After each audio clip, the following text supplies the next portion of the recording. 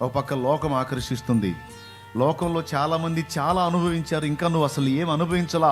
నీ లైఫ్ ఇప్పుడే ప్రారంభం, నువ్వు అప్పుడే దేవుడు అనుకుంటా పోతే ఎలాగా? నువ్వు జీవితాన్ని ఆనందించాలి, తినాలి, తాగాలి, సుఖించాలి, సంతోషించాలి. లోకంలో చాలామంది అనుభవిస్తున్న ఆనందాలని నువ్వు అనుభవించాలి. కోరుకో, ఏది కోరుకుంటావు? సరే, నీకు అంతగా భక్తి చేయాలని ఉంటే కొంతకాలం ఇది అనుభవించి, కొంతకాలం ఆస్వాదించి ఆ తర్వాత పో. కానీ చాలా మంది చాలా అనుభవిస్తున్నారు, అవి అనుభవించకుండా నువ్వు లాస్ చేసుకోవద్దు. సాతాను యొక్క తీయని మాట.